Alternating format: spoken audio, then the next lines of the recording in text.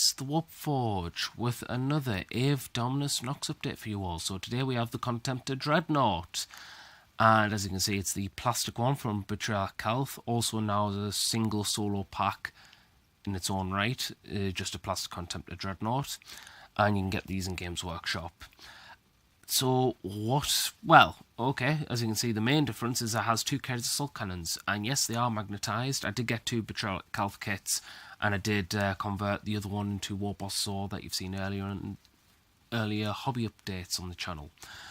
So what, outside of that, what is the main difference on this guy? Well, he's based on a different base. He's based on one of the not Zone Mortalis, it's one of the City Fight bases. Not the new sector industry ones, but the ones that are like mostly for cities and ruins to match the city roads and stuff from that other board that Games Workshop have made. I decided to do this because I just wanted something to give him a bit more, how would you say it?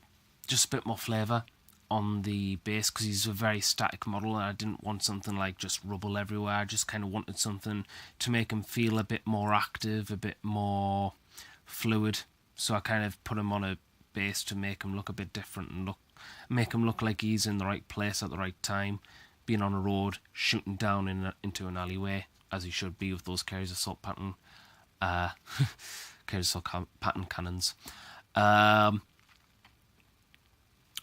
How I've painted everything is exactly as I've said loads of times beforehand, so I can't really go too much detail.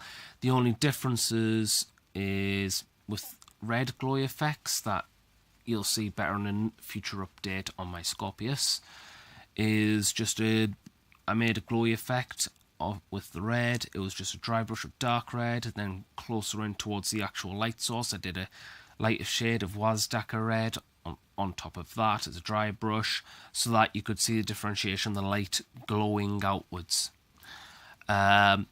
Another difference I've made, which I think is a nice improvement, especially on these medium, I call them medium-sized models because they're quite big but not too big.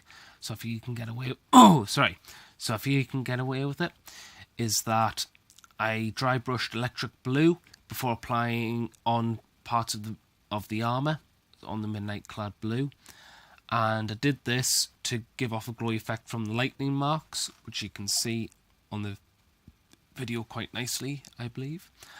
Other things I did, nothing else. The bone colour is exactly the same as I've done in previous videos, and the bandage or the whole iconography bit on the front of him with all like the whole row, well, not row, scroll, that's what I'm wanting to say, scroll. So I'm going to give you, yeah, that was the same as the other colours. So I'm going to give you a 360 view shot of this model and talk about any interesting developments. So as you can see, we have, if you haven't already guessed, there's a lot of gothic horror in this miniature, because Night Lords are typically very gothic horror in aesthetic. As you can see, a lot of things came from the Vampire Counts models, and what I like and I'm especially proud of is the bayonets on the ends of the assault cannons, because I think that looks great, and it looks like combat sense, because you can imagine them drop kicking and stuff like that and stomping around for close combat, but there's got to be something more, because those guns will hit a punch and weigh a ton when he hits them, but it's very blunt and you can't imagine something. But with those bayonets, you can lunge at the opponent, a proper bayonet charge from the start. He's Contemptor class Dreadnought. So I thought it was quite fun. A new development that I tried, and I think I'll really like, is on the Vampire Count's Graveguard head on his shoulder. What I did was lead belcher as per usual, but instead of washing it in black, the wing parts are washed in red, and I think it's came out quite nicely. I feel it's pulled right, it's pulled nicely. I'm quite happy with it. Other than that, I kind of just, as you can see, the ammo feeds in the ammo box, in the back, I just highlighted with light silver, like mithril silver or platter silver from Yellow's game color range. So we'll go on to the rear armour. Rear armour in 8th edition. I know.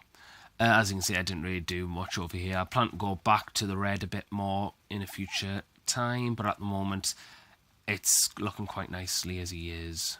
looking quite nice. So, nothing too much to say here, so we'll go on to the next slide. A little bit more detail, as you can see, there are knives right next to his helmet piece. I thought that just looked quite nice, filled in a bit more detail, and they came from the Gravecard kit as well, as just like little knives that you put on the side of them. I thought, you know, if someone wants to get too close, you can always just headbutt or, you know, body bounce, maybe impale a monstrous creature a little bit at just the right moment, at just the right position. As you can see, a lot of the spikes here came from the tank accessories or the Terminator accessory. Well, Terminator accessories from Terminator kit, or tank accessories from like Vindicator bits and Chaos Land Raiders, Rhinos, from Chaos tank kits, really, every one you can think of. So the base has been very nicely done. I think that's the only thing I've got to talk about painting was I used hammered copper as a base coat from Vielo's Game Colour range, and then used the Nihila Oxide Wash from Games Workshop's Citadel range, and then dry brushed more dry brushed more hammered copper, about 2 to 3 dry brushes, so that it doesn't look messy and it looks right, as in for the very green on the copper bases. And I did that because when it dried it looked a bit tacky, because you can see where it's pooled nicely, but then you had some horrible pooling where I was making lines and stuff, and I was like, I want to get rid of that, so I just dry brushed and dry brushed and dry brushed, maybe a few concentrated dry brushes where I was being very annoying, but I think it looks quite nice, and it's, with the added work into it, it's pooled over nicely, and it looks like very green. So in game, I've given it 2 games. The first game was pants, but I wanted to give it another chance since I put the effort into painting them. So I gave him second game against Deathwatch, and it was great. So the first game, what was wrong? I did position him a bit wrongly, but I didn't know really where to position him because there was targets that needed to be shot, and unfortunately I didn't get the first turn.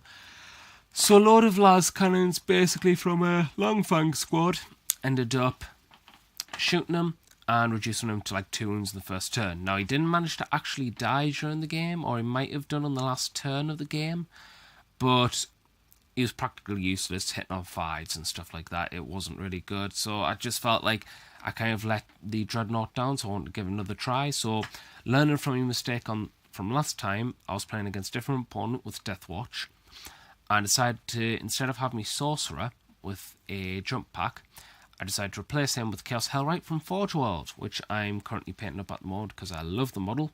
What I'm using is Zephyron, which you've seen in the Doctrina Imperatives podcast, well, not podcast, in the Doctrina Imperatives video hobby logs, and I'm going to paint him up, and he's going to be my Chaos Hellwright, because now I can include him in a Chaos Night Lord's force. And that makes me very excited, because now I can have in my own fan fluff, in my own like personal lore for my own band of Night Lords. It's typically Zephyron and Caraxes who made the arrangement and agreement to help each other out. So having high profile targets and send them into the heart of the battle seems very fluffy for my own warband. So I'm very happy that Forge World's done that for us. I feel very grateful for them. And also we may get Dark Mechanicus, and that makes me very happy. I'm a very happy boy with the knowledge of that.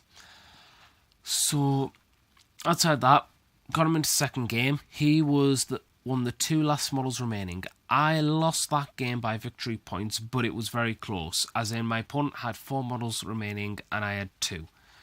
So obviously, as you may have thought, that game boiled down to my opponent won on victory points because he got all the cards and he was at the right place at the right time, or I tabled him and I took away with the victory. And, well, it was one or the other. I tried, I failed, my opponent won the game. But this guy with the Chaos Hellwright is absolutely fantastic.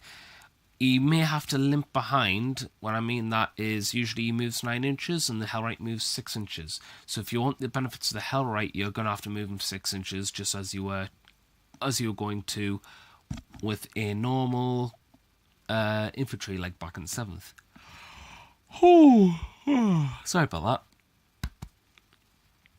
So yeah, what made that combo especially nice was the Soul Burner pistol was nice at finishing off targets because it's on a 2+, and you just inflict mortal wounds. 2+ to hit and mortal wounds instantly. No need to no real reason to roll to wound, and that's really nice, I feel. This guy though, the Chaos Contemptor, as you can see here with this loadout, deals 12 strength 7 AP -1 shots, and it's brutal, especially when he's on full wounds and he's hitting on like 3+ or 2+. I think it was 2+, and you're just hitting on 2s, wounded on 3s, doing -1, 12 shots. It's a lot of fire. The Death Watch weren't really happy with that, and Terminators were really, well, they weren't afraid, but they were very cautious around this boy.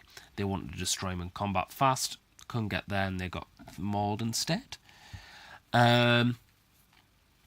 This guy did take a few wounds, like 2 wounds in the whole game, and when he took 2 wounds, it was in one shooting phase. In my turn, me Hereteks came back, repaired him, no problem, and that was great. He was back on full wounds, ready to lay down the next volley of fire, and that was fantastic. So I'm going to give him another shot, and I'm going to give Hereteks more of a shot, because I do give jump sorcerers a bit of good shots and stuff, but I feel it's good, but I like me Hereteks, and I like me Hereteks a lot. I think I will play around though with it, because I thought of a combo where if I could have 15 Warp Talons and a Jump Sorcerer with Warp Time, cast Warp Time to the unit, let Deep Strike, cast Warp Time to the unit, let it move 12 inches, you're in combat. You're going to be in combat. Simple as that. That's fantastic in my own opinion. So I think I'm definitely going to do that a lot more, because I find a hard thing for my Night Lords is the charge range, because I like to destrike a lot of things, then send them in, but you've got to get that 10-inch charge, and that's very hard to pull off. So I'm thinking about doing the Sorcerer, 15 Warp Talons, send them in. Just send them in as a massive blob. Have fun. What else? Aside from that, I can't really complain too much. I enjoy the model, I enjoy the paint job on the model, and I enjoy playing with the model. So hopefully we'll see him in a few bat reps. Have I given him a name? Have I given him lore? Unfortunately not at this moment in time. That's mainly because I like to think carefully about my characters rather than just say, oh, this is Contemptor who did this and this and this and this. I'd rather make it like feel like it actually belongs in the 40k verse, rather than just say, oh, it did some mighty villainous deeds and it feels a bit Mary Sue-ish. I'd rather just think more carefully than that. So at the moment he doesn't have any lore, but when he does, I'll probably do a lore video on him anyway, hopefully. What's up next? So hopefully we'll show you my Scorpius soon, and my thoughts on 8th edition, and hopefully maybe a look or a review on Forge World's Chaos Index. So thank you for watching. If you enjoyed this video and you want to see more videos like this and more updates for Ave Dominus Nox, to see this journey from painting to battle reports, because I hope to make a lot more battle reports when I've actually finished and done all my Night Lords up, then please click the like button. All support means the more the merrier, and subscribe to the channel for more updates, and hit that notification button so that you can see these updates. If you want to talk about anything about this model, about it in game, about any synergies or combos you find useful, then please comment in the comment section below, or I like talking to everyone there. And if you thought this video was useful or helpful, or you like to show cool models around, then please share this video around with your friends. The more the name gets out there, the better. So thank you for watching. This is the Warp Forge signing out, and remember, keep on forging.